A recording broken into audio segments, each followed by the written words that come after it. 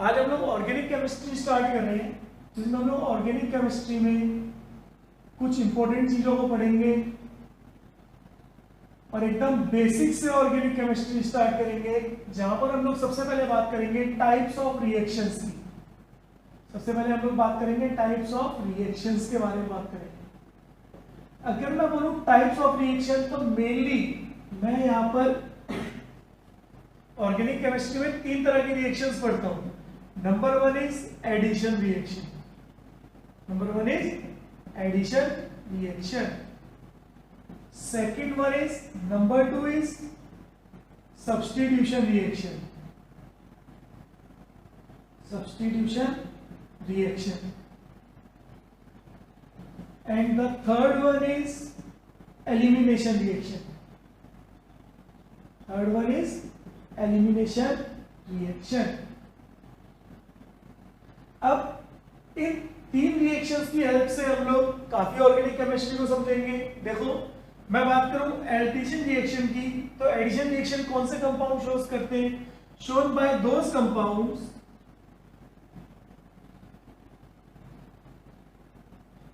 which having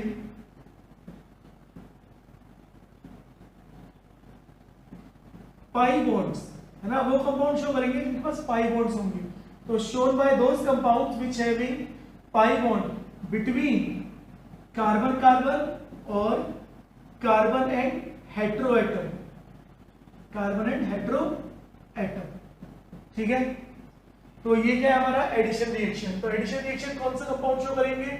वो compound show करेंगे जिनके पास पाई बॉन्ड होगा बिटवीन कार्बन कार्बन और कार्बन हेटेरो एटम, ठीक है। अब अगर मैं बात करूं कि एडिशन रिएक्शन कितने तरह की होंगी, तो एडिशन रिएक्शन होंगी तीन तरह की। सबसे पहली होगी इलेक्ट्रोफिलिक एडिशन रिएक्शन। मैं शॉर्ट में लिख रहा हूं और नाम बोलते जाऊंगा, अगर आपको नाम नहीं पता तो आप उसको कंप्लीटली लिखते जाओगे। तो first reaction is electrophilic addition reaction, second one is free radical addition reaction and third one is nucleophilic addition reaction. अब अगर मैं बात करता हूं इलेक्ट्रोफिलिक एडिशन रिएक्शन की, तो इलेक्ट्रोफिलिक एडिशन रिएक्शन को कौन शो करेगा? Alkenes and alkynes. अगर मैं इलेक्ट्रोफिलिक एडिशन रिएक्शन की बात करूंगा तो ये शो करेंगे alkenes and alkynes. Free radical reaction को भी कौन शो करते हैं? Alkenes and alkynes. And nucleophilic addition reaction को कौन शो करेंगे? इसको शो करेंगे कार्बोनिल कंपाउंड्स। इसको शो करेंगे कार्बोनिल कंपाउंड्स, ठीक है। कार्बोनिल कंपाउंड्स में इंक्लूड है एल्डिहाइड और कीटोन्स, तो हम लोग मेनली एल्डिहाइड और कीटोन्स की बात कर रहे हैं। Next reaction is substitution reaction. तो सब्स्टिट्यूशन रिएक्शन भी तीन तरह की होगी। सबसे पहले होगी nucleophilic substitution reaction. Nucleophilic substitution में भी आप दो तरह की रिएक्शन पढ़ोगे, एक SN1 और दूसरी पढ़ोगे बेटा SN2। सेकेंड रिएक्शन आप पढ़ोगे free radical substitution reaction. Free radical substitution reaction. And the third and the last reaction you will study is electrophilic substitution reaction. अब न्यूक्लियोफिलिक सब्स्टिट्यूशन रिएक्शन कौन शो करते हैं? तो मेनली हम लोग बात करेंगे एल्किल हैलाइड के बारे में, जो हमारी एनसीईआरटी में है।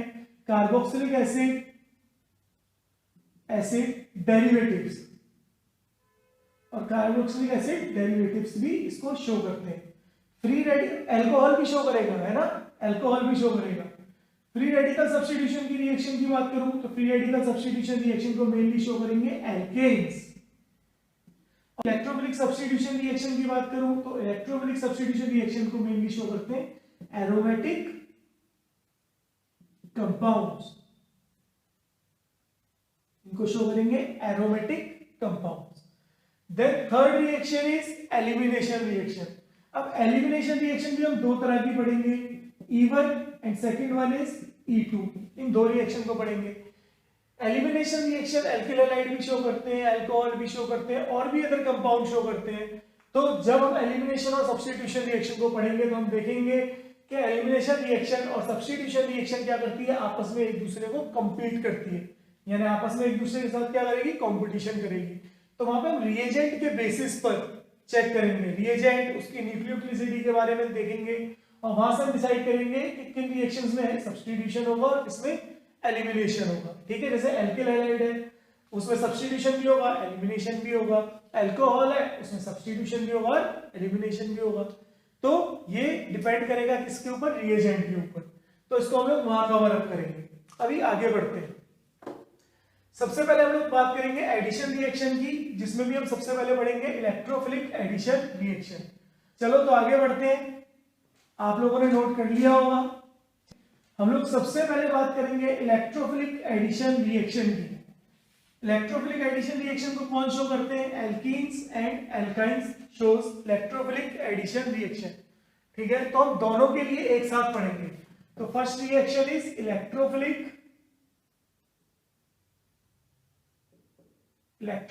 Addition reaction. सबसे पहली रिएक्शन हमारी electrophilic addition reaction showed by alkenes and alkynes. अब इलेक्ट्रोफिलिक एडिशन रिएक्शन में भी हम लोग कौन कौन सी रिएक्शन पढ़ेंगे। सबसे पहला हम लोग पढ़ेंगे एडिशन ऑफ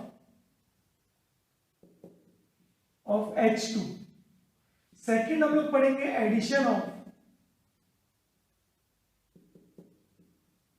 HX। थर्ड हम लोग पढ़ेंगे एडिशन ऑफ X2। फोर्थ हम लोग पढ़ेंगे एडिशन ऑफ HOX। फिफ्थ हम लोग पढ़ेंगे addition of water. And sixth reaction हम पढ़ेंगे hydroboration oxidation. And the last reaction which we will study is oxymercuration, demercuration reaction. The last reaction is oxymercuration, demercuration reaction. तो हमको ये reactions पढ़नी है कहां पर, इलेक्ट्रोफिलिक एडिशन रिएक्शन में। लेकिन उससे पहले हम लोग कुछ बेसिक बात करते हैं, तो इसको नोट कर लो, देन कुछ बेसिक बात करेंगे, फिर इनको पढ़ेंगे। चलो आप लोगों ने नोट कर लिया होगा, आगे बढ़ते हैं। अगर मैं इलेक्ट्रोफिलिक एडिशन रिएक्शन की बात करूं और उसके मैकेनिज्म की बात करूं, तो सबसे पहले अगर हम लोग मैकेनिज्म की बात करें तो देखो मैं आपको एल्कीन और एल्काइन दोनों का मैकेनिज्म एक साथ बताऊंगा। सबसे पहले मैं ले रहा हूं एल्कीन। सबसे पहले मैंने ली एल्कीन। देखो रिएक्शन का नाम ही इलेक्ट्रोफिलिक एडिशन रिएक्शन है, याद रखना रिएक्शन का नाम ही इलेक्ट्रोफिलिक एडिशन रिएक्शन है, यानी सबसे पहले एडिशन होगा इलेक्ट्रोफाइल का। तो मैं यहां पर एक रिएजेंट ले रहा हूं जिसमें मेरा electrophile means electron loving species and nucleophile साथ में न्यूक्लियस लविंग स्पीसीज। एक बात और, बहुत से ऐसे रिएजेंट होंगे जिसमें खाली इलेक्ट्रोफाइल प्रेजेंट होगा, बहुत से ऐसे रिएजेंट होंगे जिनमें न्यूक्लियोफाइल प्रेजेंट होगा, और बहुत से ऐसे रिएजेंट भी होते हैं जिनमें बोथ आर प्रेजेंट। तो मैं एक ऐसा रिएजेंट ले रहा हूं जिसमें इलेक्ट्रोफाइल और न्यूक्लियोफाइल दोनों प्रेजेंट है। तो अब देखो जैसे ही इस बॉन्ड को यहां पे शिफ्ट करूंगा, आप यहां भी कर सकते हो यहां भी कर सकते हो, मैंने इस तरफ कर लिया। जहां बॉन्ड शिफ्ट होता है वहां आता है बेटा नेगेटिव चार्ज और दूसरी तरफ बॉन्ड आएगा पॉजिटिव चार्ज। तो जब भी बॉन्ड की शिफ्टिंग होगी तो जिस कार्बन पे बॉन्ड जाएगा उस कार्बन के ऊपर आएगा नेगेटिव चार्ज और जिसके ऊपर से बॉन्ड हटाए उसके पास आएगा पॉजिटिव चार्ज। अब रिएक्शन का नाम ही इलेक्ट्रोफिलिक एडिशन रिएक्शन था, तो इलेक्ट्रोफाइल अटैक करेगा किस पर, नेगेटिव पार्ट पर, ऑब्वियस है। पॉजिटिव किसके पास अटैक करेगा, नेगेटिव। और आपके पास कंपाउंड क्या बनेगा, कार्बन पॉजिटिव C और यहां पर ऐड हो गया आपका इलेक्ट्रोफाइल। देखो आपका क्या बना, इंटरमीडिएट कार्बोकैटायन, आपका फॉर्म हुआ इंटरमीडिएट कार्बोकैटायन। और ये कौन सा कार्बोकैटायन है, this is 2 degree carbocation. This is 2 degree, अगर मैं एक को H मान लेता हूं, ठीक है, suppose that this is H, this is R, that is H and R, that means this is 2 degree carbocation. अब फर्स्ट स्टेप में कार्बोकैटायन का फॉर्मेशन हुआ है। हमेशा याद रखो जिस स्टेप में कार्बोकैटायन का फॉर्मेशन होगा उस स्टेप को हम लोग बोलते हैं रेट डिटरमाइनिंग स्टेप। यानी इसी स्टेप से हम लोग रिएक्शन की स्पीड को बता सकते हैं, जिसको हम लोग फिजिकल केमिस्ट्री में केमिकल काइनेटिक्स चैप्टर में पढ़ते हैं। अब देखो आगे बढ़ते हैं, स्टेप नंबर सेकंड जो कौन सी स्टेप होगी, फास्ट स्टेप होगी। फास्ट स्टेप में क्या होगा, अटैक होगा किसका, न्यूक्लियोफाइल का। अब न्यूक्लियोफाइल किस पे अटैक करेगा, पॉजिटिव पर, एंड आपका कंपाउंड क्या बन जाएगा,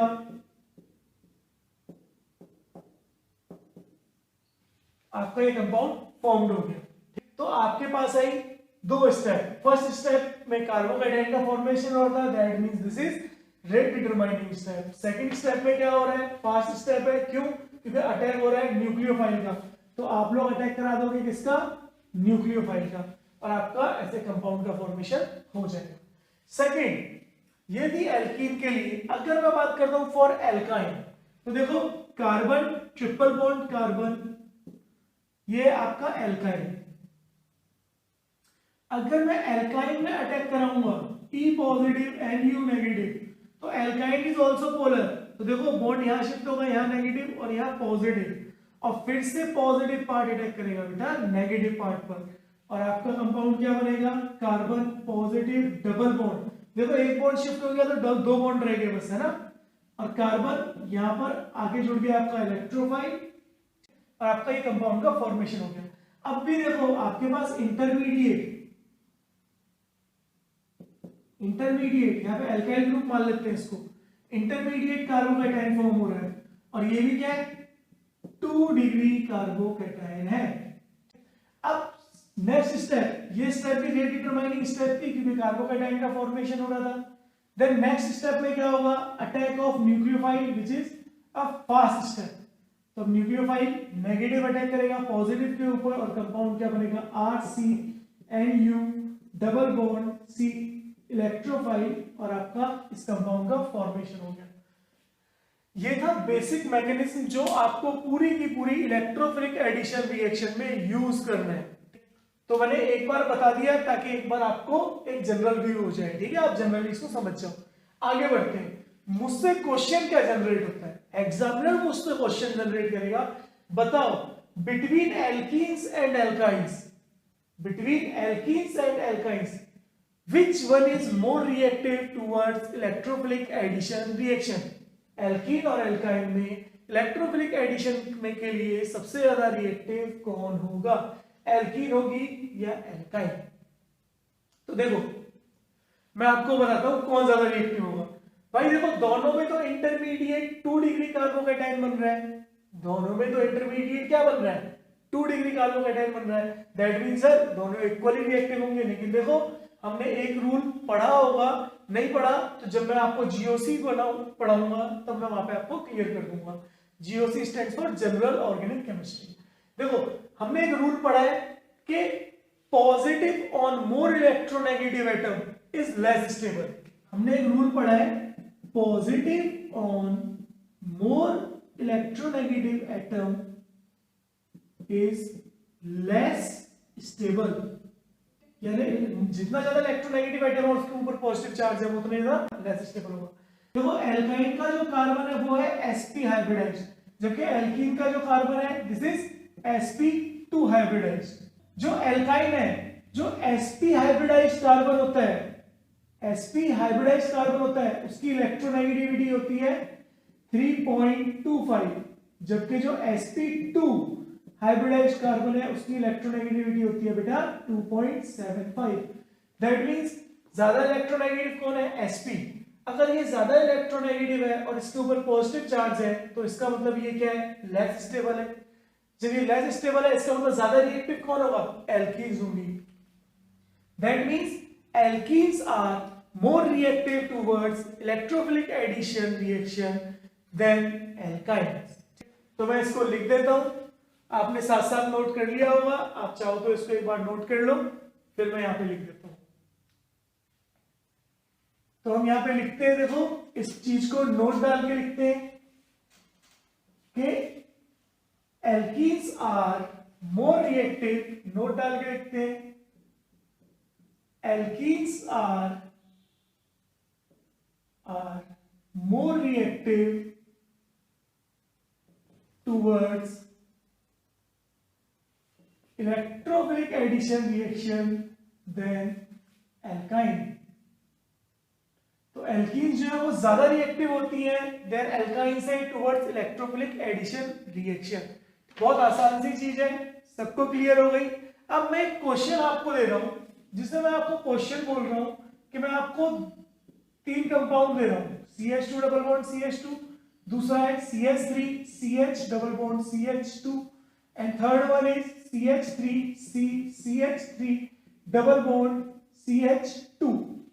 और मैंने बोला this is compound number first, this is compound number second and this is compound number third. Which one is more reactive towards electrophilic addition reaction? Question लिख देते हैं, which one is more reactive towards electrophilic addition reaction? Electrophilic addition के लिए सबसे ज्यादा reactive क्या होगा? तो देखो जब मैं यहां से डबल बॉन्ड हटाऊंगा तो यहां नेगेटिव और यहां पॉजिटिव, तो यहां बन रहा है 1 डिग्री कार्बोकेटाइन। जब मैं यहां से बॉन्ड यहां शिफ्ट कर रहा हूं, यहां पॉजिटिव बन रहा है, तो ये बन रहा है 2 डिग्री कार्बोकेटाइन। और जब मैं बॉन्ड यहां पर शिफ्ट कर रहा हूं नेगेटिव पॉजिटिव, तो यहां पे बेटा फॉर्मेशन हो रहा है 3 डिग्री कार्बोकेटाइन। और आप सबको पता है कि स्टेबिलिटी ऑर्डर कार्बोकेटाइन का क्या होगा? सबसे ज्यादा stable 3 degree carbocation, then 2 degree carbocation, then 1 degree carbocation होगा। दूसरी चीज, जिस सबस्ट्रेट का इंटरमीडिएट जितना ज्यादा स्टेबल होगा वो सबस्ट्रेट उतना ही ज्यादा रिएक्टिव होता है। तो देखो इंटरमीडिएट सबसे ज्यादा स्टेबल किसका है? थर्ड का। तो इसका मतलब ये सबस्ट्रेट क्या है? सबसे ज्यादा रिएक्टिव है। दोबारा बोल रहा हूं, जिस सबस्ट्रेट का इंटरमीडिएट जितना ज्यादा स्टेबल होगा वो सबस्ट्रेट उतना ही ज्यादा रिएक्टिव होगा। तो इसका मतलब अगर मैं यहाँ पे रिएक्टिविटी की बात करूं तो सबसे ज्यादा रिएक्टिव कौन होगा? थर्ड, देन कौन होगा? सेकेंड, देन कौन होगा? फर्स्ट। अब एक और एग्जांपल करते हैं, जहां पे मैं आपको दे रहा हूं CH3 CH double bond CH2, एक और दे रहा हूं Cl CH2 double bond Cl CH double bond CH2, और third is NO2 CH double bond CH2। अब आपको बताना है कि इनमें सबसे ज्यादा स्टेबल या सबसे ज्यादा रिएक्टिव कौन होगा टुवर्ड्स इलेक्ट्रोफिलिक एडिशन रिएक्शन। इनमें सबसे ज्यादा रिएक्टिव कौन होगा टुवर्ड्स इलेक्ट्रोफिलिक एडिशन रिएक्शन? तो देखो ये बॉन्ड जब यहां शिफ्ट हुआ तो यहां नेगेटिव यहां पॉजिटिव, ये बॉन्ड भी शिफ्ट हुआ यहां नेगेटिव और यहां पॉजिटिव, और ये बॉन्ड भी शिफ्ट हुआ तो यहां नेगेटिव और यहां पॉजिटिव। हर जगह पर बेटा 2 डिग्री कार्बोकेटाइन का फॉर्मेशन ही हो रहा है, हर जगह पर 2 डिग्री कार्बोकेटाइन का ही फॉर्मेशन हो रहा है। तो इसका मतलब तो तीनों के तीनों इक्वल रिएक्टिव होने चाहिए, लेकिन हमारे पास देखो यहां पर एल्काइल ग्रुप प्रेजेंट है जो इलेक्ट्रॉन डोनेटिंग ग्रुप है, जबकि यहाँ पे क्लोरीन प्रेजेंट है जो इलेक्ट्रॉन विड्रॉइंग ग्रुप है, और NO2 प्रेजेंट है जो भी इलेक्ट्रॉन विड्रॉइंग ग्रुप है। अब आपको हमेशा याद रखना कि स्टेबिलिटी जो होती है वो हमेशा इनवर्सली प्रोपोर्शनल होती है किसके? चार्ज के। यानी जितना ज्यादा चार्ज उतनी कम स्टेबिलिटी, ठीक है, जितना ज्यादा चार्ज उतनी कम स्टेबिलिटी। तो देखो यहां पर मिथाइल ग्रुप इसको इलेक्ट्रॉन देकर चार्ज को क्या कर रहा है? कम कर रहा है। लेकिन क्लोरीन क्या कर रहा है? इलेक्ट्रॉन विड्रॉ कर रहा है, तो चार्ज क्या हो रहा है? बढ़ रहा है। और NO2 और क्लोरीन में सबसे ज्यादा रिएक्टिव कौन है? NO2 is more electron withdrawing than chlorine. तो ये क्या करेगा? और भी ज्यादा इलेक्ट्रॉन विड्रॉ करेगा और सबसे कम स्टेबल इसको कर देगा, ठीक है। दैट मींस जो सबसे कम स्टेबल है यानी सबसे लेस स्टेबल है, और ये क्या है? सबसे ज्यादा स्टेबल यानी मोर स्टेबल। तो जो सबसे ज्यादा स्टेबल है वो सबसे ज्यादा रिएक्टिव होगा, और जो सबसे कम स्टेबल है वो सबसे कम रिएक्टिव होगा, ठीक है। दोबारा से कह रहा हूं, हम लोग इंटरमीडिएट के रिस्पेक्ट में हमेशा रिएक्टिविटी ऑर्डर को चेक करते हैं। तो आप इसको नोट कर लो और इसको भूलना मत कभी कि stability is always inversely proportional to charge, चाहे वो नेगेटिव चार्ज हो चाहे वो पॉजिटिव। अब एक चीज और, कई बच्चों के दिमाग में ये बात आ रही होगी कि सर मैंने पॉजिटिव चार्ज से क्यों देखा, मैंने नेगेटिव चार्ज से क्यों नहीं देखी स्टेबिलिटी? तो यार इंटरमीडिएट कार्बोकैटायन बन रहा है, कार्बेनाइन नहीं बन रहा, क्योंकि जैसे ही नेगेटिव चार्ज आता है वहां तो आके इलेक्ट्रोफाइल अपने आप जुड़ जाता है। तो इंटरमीडिएट तो कौन रहता है? कार्बोकैटायन रहता है भाई। ठीक है, इस बात को याद रखना। तो फटाफट